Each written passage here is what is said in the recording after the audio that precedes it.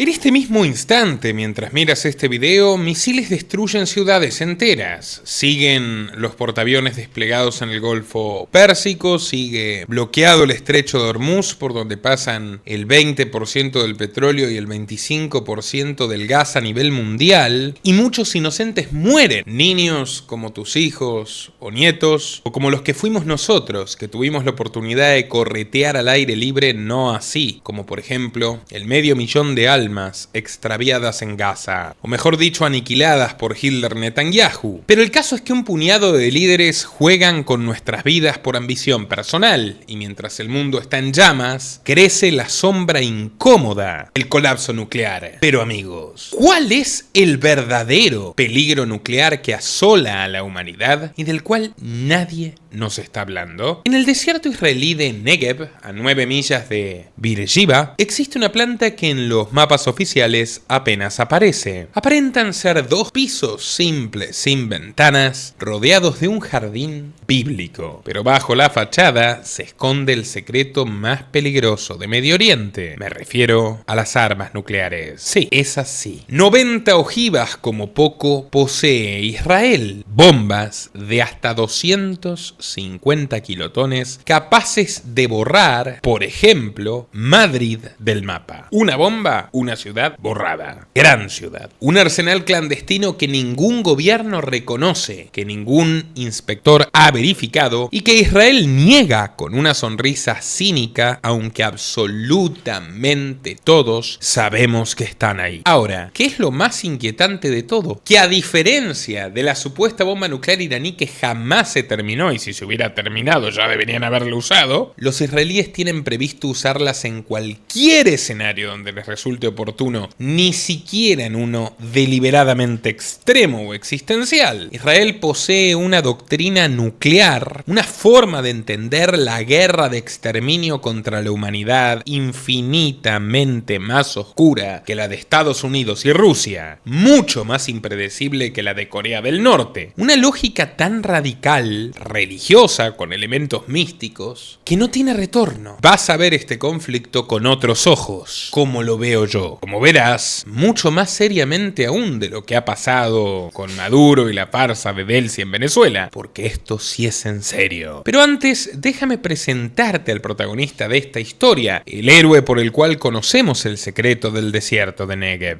Un técnico anónimo, judío, hijo de inmigrantes marroquíes, que un día descendió a los niveles más profundos de la planta con una cámara escondida en su mochila, fotografió lo que nadie debía ver y decidió que el mundo tenía derecho a saber cuán cerca estamos del apocalipsis. No era un espía, no buscaba dinero ni fama, era simplemente un hombre, un buen sujeto, tímido y callado, alguien que no pudo hacerse el tonto. Tras lo que supo, pagó su decisión con 18 años de cárcel, 12 de ellos en aislamiento absoluto, en una celda de 2 metros cuadrados. Aún así, nunca se arrepintió. Su nombre es Mordejai Vanunu, y gracias a él, sabemos que en medio de esta crisis hay una carta sobre la mesa que nadie se atreve a nombrar, la de las armas nucleares que realmente existen y realmente no están controladas y realmente pueden acabar con tu vida y con la mía. Excepto que, por supuesto, tomes recaudos. Y hay un país lejos de esta violencia. Quedan pocos cupos, no lo repetiré mucho más, aprovechen. Volvamos al resto del mundo, que tiembla. Muchos años antes de respirar el ácido olor del plutonio, nuestro protagonista llegó al mundo entre especias, polvo y muros de adobe de Marrakech, la ciudad roja de Marruecos, a los pies de las montañas del Atlas. Allí, un 13 de octubre de 1954, nació Mordejai Vanunu. Su padre, Shlomo, y su madre, Masal, regentaban una pequeña tienda en el corazón de la Mella, el barrio judío amurallado, un laberinto antiguo donde la historia parecía suspendida en el aire. Eran judíos sefardíes en tierra árabe y la convivencia todavía tenía un sabor dulzón. Mordejai recordaría siempre a su abuelo, un patriarca de 80 años, ya ciego, recluido en una habitación en penumbras, donde fumaba en silencio. El pequeño Morde, como lo llamaba la familia, le llevaba su almuerzo cada día, fascinado por el misterio de un señor que habitaba el mundo sin verlo. Pero un día, Vanunu fue tentado, como Adán, en el Edén, y robó $15 de la caja de su padre. Cuando Shlomo lo descubrió, la reacción fue brutal. Lo golpeó en la cabeza hasta hacerlo sangrar. Al día siguiente en la escuela, el niño mintió. Dijo que unos árabes lo habían apedreado en el camino. Fue su primera lección. Aprendió que las mentiras, cuando apelan a lo sagrado, lo protegen del poder. En 1963, el aire en Marruecos comenzó a volverse irrespirable para los judíos. Y el sueño de la tierra prometida se vendía como un paraíso. ¿Por qué se volvió irrespirable el aire para los judíos en Marruecos? Porque Israel ya había demostrado la crueldad que estaba destinada para los árabes que se topen en su camino. Los Vanunu, con 11 hijos a cuestas, decidieron marcharse. Tomaron un tren a Casablanca, luego un barco a Marsella, Francia, claro, y allí los alojaron en una reserva que años antes había sido ni más ni menos que un campo de concentración alemán. Poético, ¿no? Una ironía demasiado siniestra para ser nombrada. Mientras tanto, el padre de Morde compraba electrodomésticos modernos, congelador, lavadora. Imaginaba la vida que le esperaba en Israel. Cruzaron el Mediterráneo en un buque confortable, con piscina y comida abundante. Desde la cubierta, las montañas de Haifa emergían en el horizonte como una promesa de Yahvé. Pero entonces, las cosas se tornaron un tanto más densas. El destino no era Tel Aviv, como Shlomo había suplicado. Al desembarcar, 2 taxis cargados de maletas los internaron en el vacío profundo de la Palestina robada. El verde desapareció, el paisaje se volvió ocre. Polvo golpeaba los parabrisas como una tormenta seca. Y cuando los taxis se detuvieron, el silencio del desierto se tornó absoluto, ensordecedor.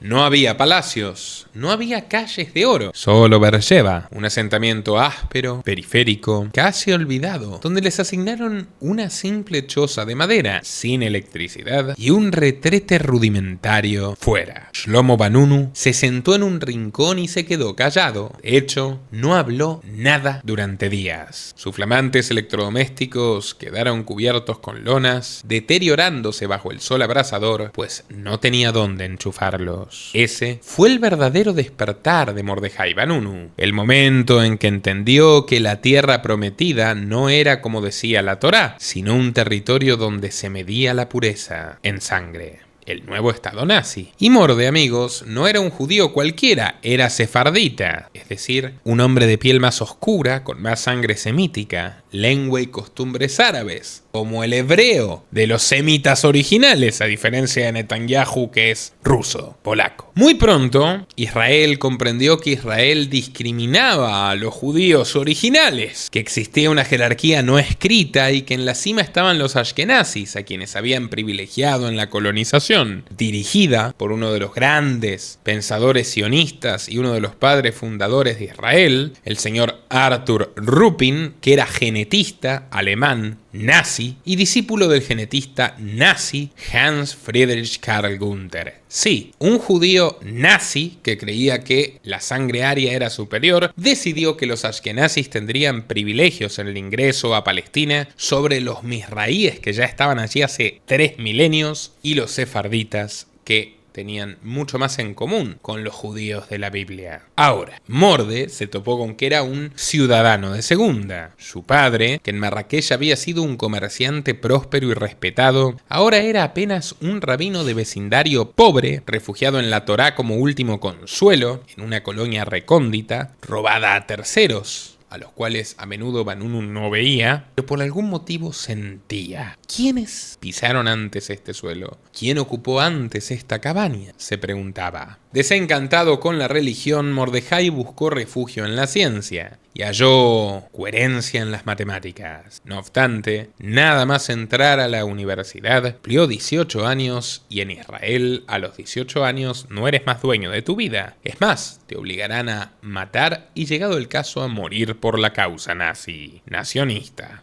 Vanunu aspiraba a lo más alto. Quería ser piloto, consagrarse en los cielos, acceder a la élite, pero falló las pruebas de la Fuerza Aérea y terminó como sargento zapador, es decir, ingeniero de combate especializado en fortificación, construcción de puentes, detección y limpieza de minas y demoliciones. Sirvió durante la guerra del Yom Kippur en 1973 contra su voluntad y participó en las operaciones de los Altos del Golán de Siria en 1974, que ahora son de Israel porque Trump los robó. Allí le encargaron una misión clara: que al retirarse de la zona ocupada, los sirios no encontraran absolutamente ni un ladrillo en pie. Su desempeño fue impecable. Vanunu ascendió al rango de sargento y se ganó el respeto de sus superiores, que lo veían inteligente, aunque no suficientemente comprometido. En medio de ese paisaje de sangre y escombros, algo empezó a hacer ruido adentro de él. Cuando le ofrecieron continuar su carrera militar, rechazó la oferta, con una frialdad que desconcertó a sus mandos. Entregó el uniforme planchado y, aunque el ejército lo dejó ir, nunca olvidó, ni tampoco perdonó. En 1975, Vanunu intentó reconstruirse en Tel Aviv, estudiando física, pero el sistema lo llevó nuevamente a fracasar, puesto que en este caso estaba trabajando entusiasmado en un proyecto con compañeros y todos los compañeros se fueron al servicio militar obligatorio y solo y derrotado regresó a Beersheba, el punto de partida. Pero Vanunu ya no era el mismo. Fue entonces cuando el azar le tendió una mano que pronto se convertiría en una soga para colgarlo. El Centro de Investigación Nuclear del Negev, conocido como Dimona, buscaba técnicos para su sala de control. El proceso de selección fue una criba implacable de 9 meses. Una oficial de seguridad lo interrogó sobre sus hábitos, sus amigos, sus lealtades. Lo cierto es que Morde era el candidato perfecto: veterano de guerra, reservado y, sobre todas las cosas, un hombre libre de antecedentes políticos. Así, el 2 de noviembre de 1976, Vanunu ingresó oficialmente en su nómina. Cada mañana a las 7 de la mañana, una flota de autobuses polvo recogía a los trabajadores en Beersheba. El viaje, de 9 millas hacia el este, se dice fácil, atravesaba cercos electrificados y desembocaba en un bosquecito edénico. Palmeras cimbreantes, arbustos cuidados y jardines diseñados por orden expresa de Shimon Peres para calmar los nervios de los científicos. Pero el joven Mordejai, que había firmado la ley de secretos oficiales,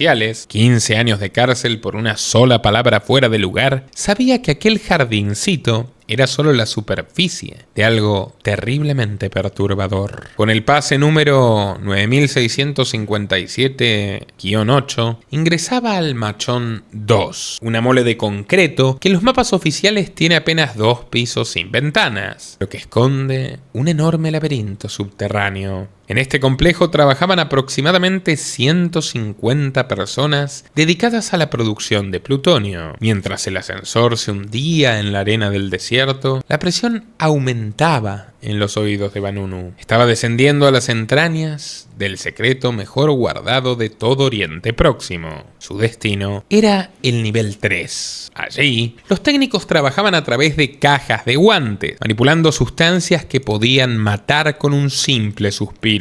Vanunu observaba los cuencos de vidrio donde un polvo fino, el oxalato de plutonio, se formaba, cayendo lentamente como nieve sobre un plato de cristal. Parecía a simple vista inofensivo, incluso hermoso. Pero Morde sabía la verdad. Esa nieve blanca era el combustible del cual estuvieron hechas las muertes de Hiroshima y Nagasaki. En cantidades limitadas servía para generar energía nuclear, pero amigos, la producción se incrementaba cada vez más, sin ningún tipo de justificación industrial. Cada semana nacían 9 botones de plutonio metálico de 130 gramos, 40 kilos por año, material suficiente para fabricar cuanto menos 10 bombas atómicas. ¿Para qué necesitamos tanto litio 6, señor?, preguntó Vanunu a su jefe en un murmuro cauteloso. Estamos produciendo a escala industrial, pero no tenemos una industria a la que sirva. El ingeniero jefe ni siquiera lo miró. Ajustó un dial y le dijo: tu trabajo es producirlo, Mordejai, no hacer preguntas. No obstante, Vanunu era un tipo curioso. Tardes transcurrían entre Sartre y Nietzsche, ahogado en preguntas existencialistas, pero su mente permanecía anclada en la unidad 95. La curiosidad se fue transformando poco en obsesión. Le quemaba las manos. Si tan solo tuviera pruebas, si lograra acceder al nivel Sin, la sección prohibida, si pudiera ver con sus ojos lo que el mundo intuía, que Israel estaba construyendo en aquel instante y en aquel lugar remoto, lo que probablemente decantaría en el fin del mundo. Una noche de 1985, durante el cambio de turno, el nivel 5 quedó sumido en un silencio sepulcral y por tanto oportuno. En un descuido del jefe seccional, Vanunu divisó una llave olvidada sobre un casillero, giró la cerradura y entró. Colocadas sobre estantes descansaban cajas anodinas. Al abrirlas, un escalofrío le recorrió la espalda. Allí estaban, modelos esféricos de acero y de plata, encajados unos dentro de otros. En el centro poseían una esfera de plutonio y alrededor capas concéntricas de berilio y de litio. No eran maquetas, eran planos físicos de un arsenal de más de 100 ojivas nucleares ocultas bajo las arenas del Negev, negando en silencio la promesa oficial de no ser los primeros en introducir las armas nucleares a la región. ¿Qué tal? Frente al reflejo azulado de las consolas, Vanunu comprendió que la planta era su propia prisión moral. Si no hay paz, este estado no sobrevivirá, escribió más tarde. Y entonces, amigos, llegó el momento decisivo. Oculta entre libros de geografía dentro de su mochila, una cámara Pentax esperaba su momento. Vanunu la extrajo y el sonido del obturador cortó el aire como un disparo seco. Clic. Panel de control con su constelación de luces. Clic. Los guantes de goma, los tornos metálicos. Clic. Las esferas que contenían la muerte de ciudades enteras. Fueron en total 57 fotografías. 2 rollos de película cargados con una energía más peligrosa que el propio plutonio. Al guardar la Pentax, Mordejai Vanunu supo que su vida anterior acababa de desintegrarse. La planta de Dimona produce unos 40 kilos de plutonio al año, suficiente para construir unas 10 bombas atómicas en el mismo periodo. Adyacente al reactor hay una construcción destinada a producir el combustible nuclear que lo hace funcionar, y litio 6, otro componente de la bomba. En el mismo predio, otro edificio alberga las centrifugadoras de gas para producir uranio, las mismas que Occidente pretende que Irán saque de circulación. También se produce allí uranio enriquecido y empobrecido, ambos con aplicaciones militares. Pero el lugar donde se construyen y ensamblan las bombas nucleares israelíes estaría, según los datos de Vanunu, en un complejo subterráneo secreto de 6 niveles de profundidad en el que se obtienen también tritio y deuterio, esenciales para fabricar bombas termonucleares, y donde existen instalaciones industriales que completan todo el proceso que culmina con las bombas listas para su uso militar. Vanunu, quien integraba desde los años 70 grupos de izquierda críticos con las políticas del gobierno de Israel, asegura que decidió filtrar la información a la prensa para frenar la carrera armamentista en Medio Oriente.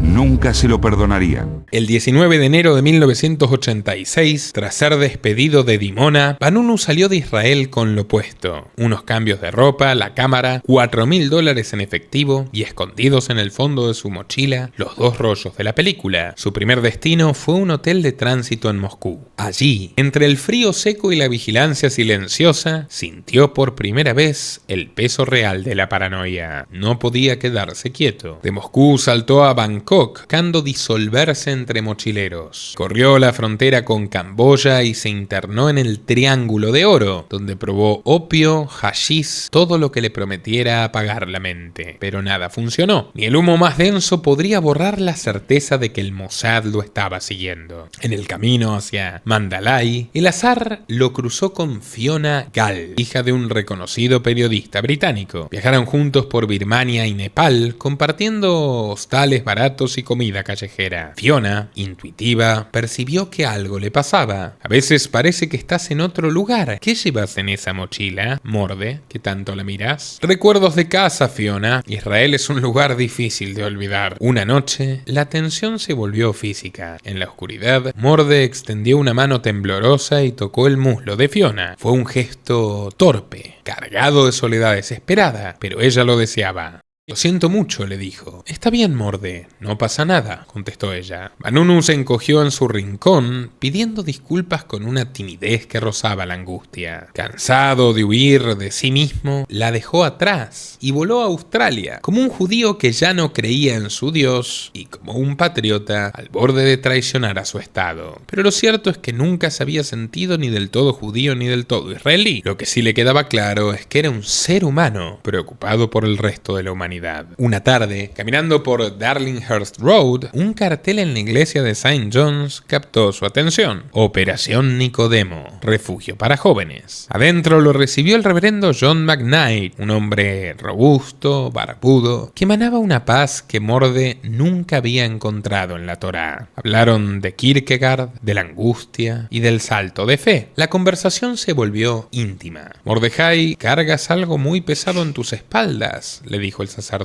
¿Cuál es tu cruz? He visto cosas en Israel, padre. Cosas que el mundo no sabe. Creo que mi país está cometiendo un terrible error moral. El 10 de agosto de 1986, Mordejai hizo lo impensable para un judío sefardí. Se bautizó en la fe anglicana, adoptando el nombre de John Crossman. Sabía que, para su padre Shlomo, a partir de entonces estaría muerto. Pero él, por el contrario, se sentía vivo, día que acababa de nacer. Unos días después, entre los andamios de una iglesia que ayudaba a pintar, apareció Oscar Guerrero. Oscar Guerrero era un periodista colombiano, ruidoso, fanfarrón y extremadamente curioso, el exacto reverso de Vanunu. Una tarde, lo interceptó con un maletín repleto de fotos. Ajada, él posando junto a Lech Walesa, Jimón Pérez y otras figuras de su tiempo. Escúchame bien, amigo, le soltó con entusiasmo febril. Yo soy un periodista de talla mundial. Lo que tú tienes es la historia más grande desde el Watergate. Te haré rico, Mordejai. Te haré famoso. Solamente dame las fotos. Vanunu, sin embargo, no quiero dinero, Oscar. Solo quiero que el mundo se entere de la verdad para detener la locura antes de que sea tarde. Odian mucho, Oscar. No sabes cuánto odian. La presión de Guerrero fue constante. El 28 de julio llevaron los carretes a una tienda de fotografía en Sydney. Cuando las imágenes reveladas salieron a la luz, el sol australiano pareció iluminar los pasadizos más oscuros de Machon 2. Las pruebas eran reales. El secreto de Israel había dejado de serlo. Guerrero movió hilos con la prensa internacional. Le costó muchísimo, pero lo logró. Peter Hounham, curtido periodista de The Sunday Times, voló desde Londres, convencido de que probablemente se trataba de un fraude. Pero al entrar en la habitación 1412 del Hilton, comprendió que aquel sujeto calvo y visiblemente aterrorizado, que contaba con apenas 31 años de edad y se le había caído el pelo por estrés, no era, señores, ningún actor. Hounham se quedó sin aliento al examinar las fotografías. ¿Cómo sacaste esto de una planta de máxima seguridad?, preguntó incrédulamente. Hombre, había confianza. Nadie esperaba que el silencioso técnico guardara una Pentax en su mochila. Los días siguientes fueron un interrogatorio tenso en el Hotel Hilton. Guerrero pedía bistecs y cerveza al servicio de habitación, brindando por una fortuna de $25,000 que ya sentía en sus manos. Mordejai, por el contrario, solo pedía una cosa: que el mundo le creyera. En un momento, Hounham y Vanunu buscaron tomaron aire en un sendero hacia una cascada en las afueras de Sydney. Rodeados por el murmullo del agua, Mordecai confesó: Peter, tengo miedo. Si te doy las fotos y simplemente desaparezco, no quiero mi nombre en el papel. Hounam lo miró con gravedad. Si desapareces, Morde, el Mossad te encontrará en cualquier agujero del mundo. Pero si publicamos tu nombre y tu cara, todos sabrán si te pasa algo. La luz es tu única protección. Vanunu asintió, ignorando que la traición ya estaba en marcha. Porque mientras caminaban en paz, Guerrero visitaba el consulado israelí para intentar vender a su amigo por unas pocas monedas. Un vulgar Judas traidor. El 11 de septiembre de 1986, bajo el nombre de John Crossman, el ingeniero abordó un vuelo hacia Londres. Llevaba el sol de Negev ardiendo en su maleta. Al tocar tierra británica, Morde no notó a los dos hombres apostados junto a la puerta de la aeronave. Eran oficiales de la Special Branch británica, el MI6, que ya sabía que era un técnico de Dimona, fugitivo, problemático y en suelo inglés. Hounam lo llevó al Head Lodge Hotel, donde el doctor Frank Burnaby, eminente físico nuclear, lo sometió a una auténtica tortura de preguntas. Morde, si procesan 20.9 litros por hora, Dimona no es un laboratorio, es una fábrica del Armagedón. ¿Estás seguro? Los medidores no mienten, doctor. 20.9 litros por hora. Burnaby salió frotándose los ojos. Comprendió que Israel era en los hechos la sexta potencia atómica del mundo. Días después, paseando por Regent Street, Vanunu se cruzó con Joran Basak, antiguo compañero de la planta. Se sentaron en una pizzería y, confiando de más, Morde dejó escapar lo que traía entre las manos. Aunque seas mi amigo Morde, si lo publicas en la prensa, créeme que Israel encontrará la forma de mandarte a la celda, le advirtió Basak. Vanunu sonrió con amargura, pero el miedo ya se había instalado. Al salir se detuvo enfrente de un kiosco y entonces la vio. Una mujer de curvas generosas, mirada segura y perfume floral. Tenía el aire de una rubia estadounidense. Para un hombre cargado de meses de abstinencia, era prácticamente un espejismo. Cruzó la calle y él, tras vacilar, la siguió hasta alcanzarla frente al escaparate. Hola, ¿eres turista como yo? Me pregunto si te gustaría tomar un café. Ella sonrió con cierta gracia y le respondió: Hey, me llamo Cindy, soy esteticista en Florida. Y sí, un café suena perfecto. En el bar, el corazón de Vanunu latía y latía. Le gustaba la ópera y la filosofía ligera, el arte moderno como a él. Era esquiva con su propia vida, pero lo guiaba con preguntas suaves. Y de repente él sentía que la estaba conquistando. Pasearon por la Tate Gallery, compartieron silencios, en la penumbra de un cine, viendo pelis de Woody Allen. Todo iba sobre ruedas. Y en un gesto de afecto, Vanunu la abrazó y sintió algo rígido bajo su axila. Pero el deseo prevalecía. Y una fría tarde de otoño, Cindy subió la apuesta. Morde, ¿por qué no nos vamos unos días? Mi hermana tiene un apartamento en Roma. Podríamos estar solos un tiempo, sin periodistas ni preguntas. ¿Roma? Me han dicho que no me mueva de Londres por mi seguridad, bonita. Morde, desde que te fuiste de Israel eres un hombre libre, ¿no? Yo quiero estar contigo, pero no bajo esta lluvia gris. Dame un poco de sol. Aquella tarde, Cindy compró 2 billetes de clase ejecutiva, 426 libras. Un lujo que una esteticista de vacaciones difícilmente puede permitirse. Pero Vanunu ya no veía las señales. El 30 de septiembre abandonó la protección de The Sunday Times y aterrizó en Fiumicino. Un hombre de aspecto mediterráneo los esperaba con un coche. Mordecai se acomodó en el asiento trasero, pero Cindy consultaba su reloj con frecuencia mecánica, mirando el retrovisor. El coche se detuvo frente a un edificio anónimo. Subieron una escalera de piedra fría. Cuando Cindy tocó el timbre, le temblaban los dedos. Una mujer de cabello oscuro les abrió. No hubo sonrisas. En cuanto Mordecai Vanunu cruzó el umbral, 2 hombres se abalanzaron contra él con precisión quirúrgica. Ruido metálico, grilletes en las muñecas y tobillos.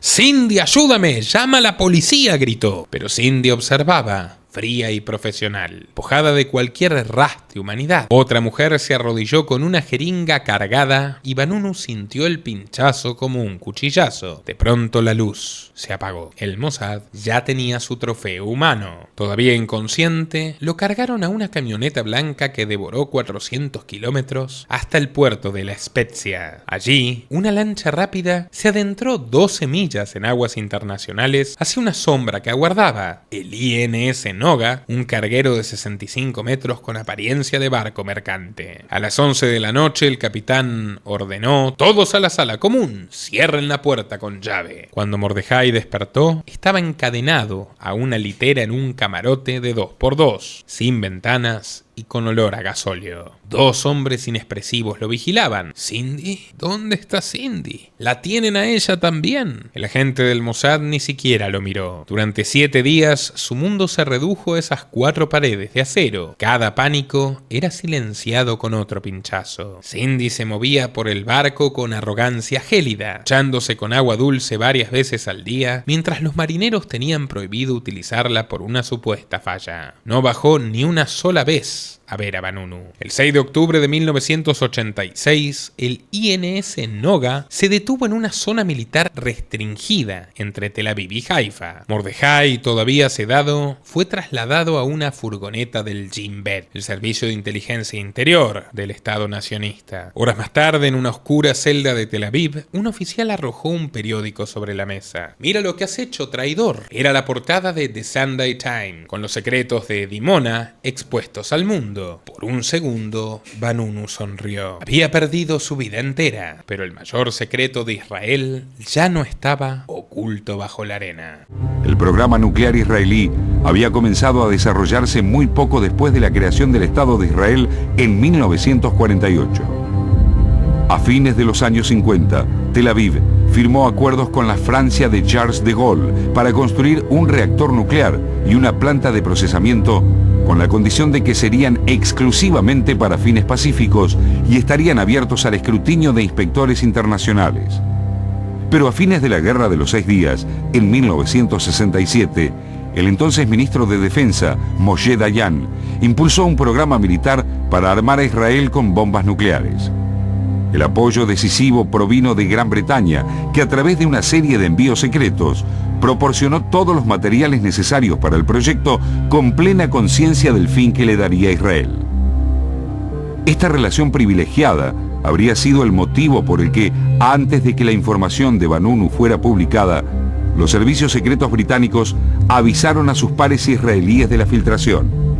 Antes del triste final de Vanunu, merece detenerse en el informe Bernabe. El diagnóstico del doctor Frank Bernabe fue devastador. Israel poseía y sigue poseyendo cuanto menos 90 armas termonucleares de alta capacidad. No bombas tipo Hiroshima, sino bombas de hidrógeno de hasta 250 kilotones, comparables a los sistemas estratégicos más avanzados de su tiempo. Y no lo hicieron solos. Francia fue un socio fundacional. A finales de los 50, por acuerdo impulsado vía Shimon Peres, Francia le suministró reactor y uranio. Empresas como Saint-Gobain Nuclear instalaron la planta de separación de plutonio de Machón 2. If we look at the Middle East, I think it's about time we stop, those of us who support, as most of us do, Israel in this body, for apologizing for our support for Israel. There's no apology to be made. None. It is the best $3 billion investment we make. Were there not an Israel, the United States of America would have to invent an Israel to protect her interest in the region. The United States would have to go out and invent an Israel.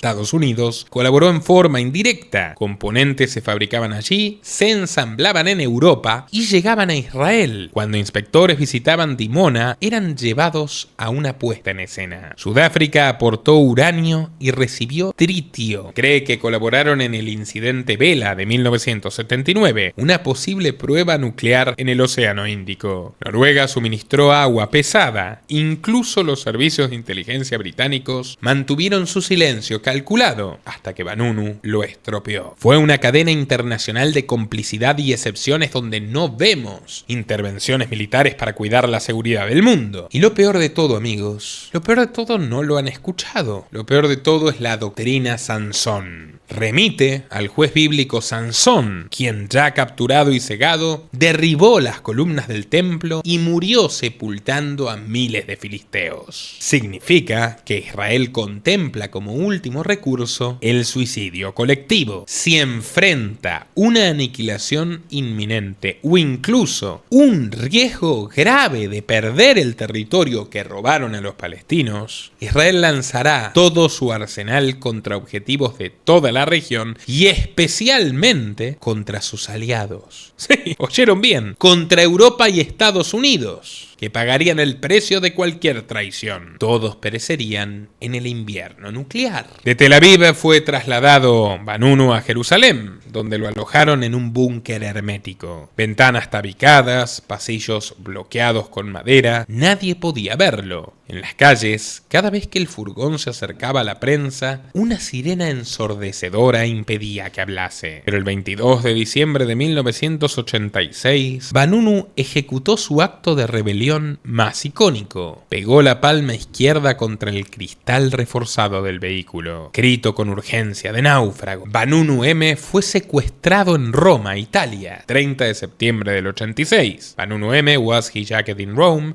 ITL 3986. La versión oficial, de que Vanunu había regresado por voluntad propia, se hizo añicos ante los flashes. El juicio fue a puerta cerrada. El fiscal Uzi Jason lo castigó no solo por traición, sino por su conversión. ¿Es consciente, señor Vanunu, de que al convertirse al cristianismo usted se volvió contra su familia y su país? Esa fue una pregunta literal de la supuesta democracia laica de Oriente Medio. Peter Hounam viajó a testificar y rompió el protocolo abrazándolo. La sentencia cayó como una losa, 18 años de prisión. Lo arrojaron a una celda de aislamiento en Ashkelon, 2 por 2 metros, entre los cuales se pasaron 12 años de su vida con 22 horas diarias de soledad absoluta. El Estado intentaba convertir su vida en una muerte lenta, pero Vanunu insistió en vivir. Abrazado a Cristo en sus palabras, un 21 de abril del 2004, Israel no tuvo más remedio que liberarlo. Y allí lo ven. All the bomb that Israel refusing to accept, to admit that they have the bomb, is here. By the Israeli state, by the Israel court. This judge today said that I said Israel have atomic weapons, and he's find me guilty of saying this truth. So you and everyone in the world can say that Israel have atomic weapons, they have plutonium, neutron bomb, and hydrogen bomb. It is writing here. Pero las 2 décadas en la cárcel parecen haberlo confirmado en su activismo y sigue defendiéndose, como lo hizo alguna vez en un poema, como un agente secreto del pueblo que decidió rebelarse contra el sistema. I am a symbol of the will of freedom, that the human spirit is free. You cannot destroy the human spirit. I am proud and happy to do what I did.